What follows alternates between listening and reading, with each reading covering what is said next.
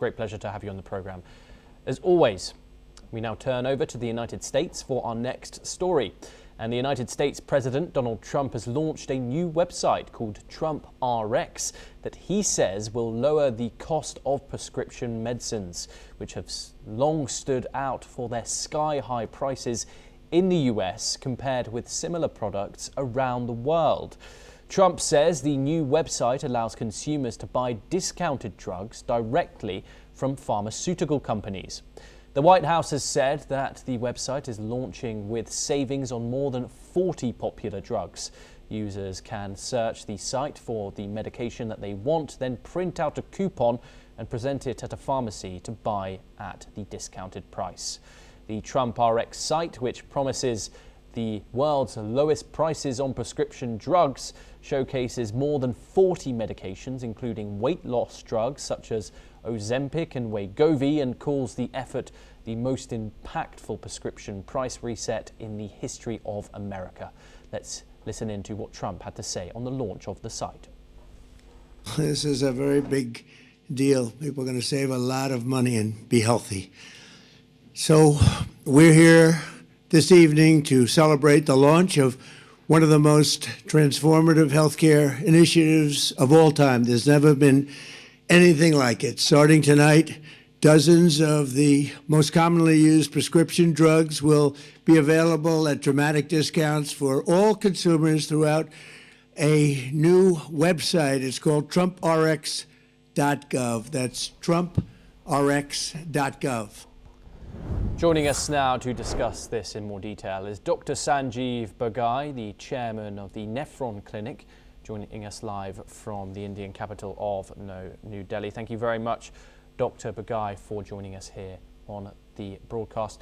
Do you see any issues that are going to be arise from this situation with Donald Trump, and why has America been facing such high drug prices in recent years compared to the rest of the world? Good morning. So there are three quick points. One is, of course, the cost of medication and cost of healthcare itself in USA is prohibitively high, even for average Americans. I'm not even comparing it with the Indian healthcare system, because the Indian healthcare system is 1/10 the cost at the same level of clinical competence.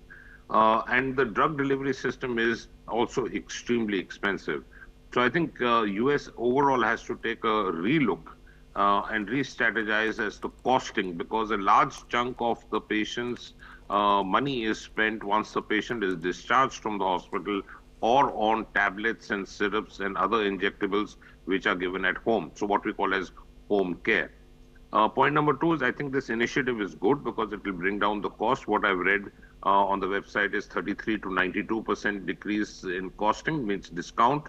And there are about 6 or 8 companies, including Eli Lilly and Pfizer, which are already on board. So this will significantly decrease the cost impact on patients. But more importantly is that a lot of medicines which are not covered may still hurt the average American. And also there is a process to go through in which you log in, take a coupon, then go to the pharmacy and things. But all the same, having said that, I think the initiative is in the positive direction. The intent is correct. The cost of medication must come down. And overall, I think US has to relook at the pricing of pharmaceuticals. Pharmaceuticals make a lot of money. And let me tell you, even if they're giving 33 to 92% discount, it doesn't mean they're not making money. They're still making a profit. So if you don't give the discount, you can very well imagine what the profit or the profitability or the profiteering is. And what about these drugs that are on Trumprx?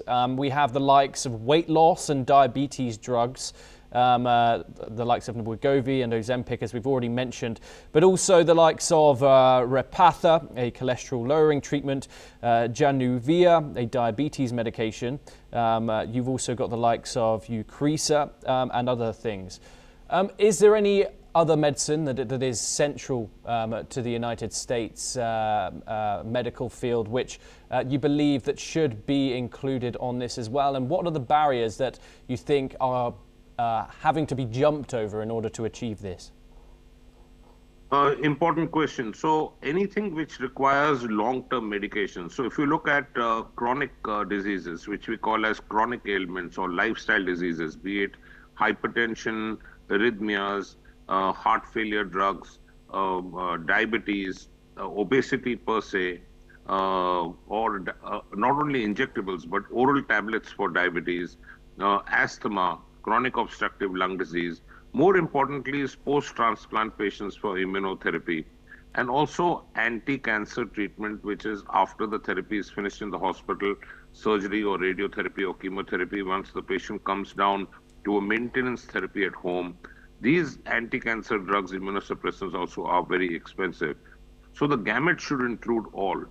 What I would actually expect Trump to do, Mr. Trump to do, is call the pharmaceutical giants and tell them this is the broad guideline of pricing. You can play within this bandwidth, but not beyond that.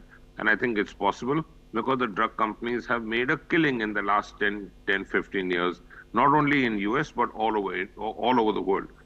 The classical example is the same drug of, let's say, GlaxoSmithKline or Pfizer or Eli Lilly or Wyeth is available at a lower cost in India.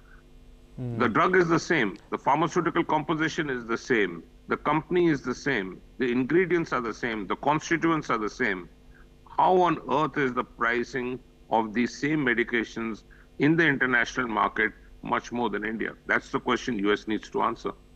Indeed, and as you've said, that the pharmaceutical companies will still be making money from this. But the question is who ultimately absorbs the cost of these discounts? What do you think is more likely, pharma companies, pharmacies, or patients through other channels? The entire structure of US healthcare, vis-a-vis even, say, for example, the healthcare in UK, is very much tilted towards a referral system and then going into the hospitals. It relies extensively on investigations, and there's a risk of medical legal cases being put on doctors and the healthcare chains. So I think it's hugely defensive practice.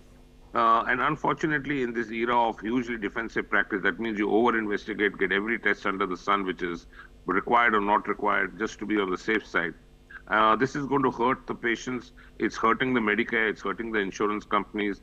But I think somewhere down the line, we need a more rational approach towards treating patients, irrespective of the risk of being sued or not sued.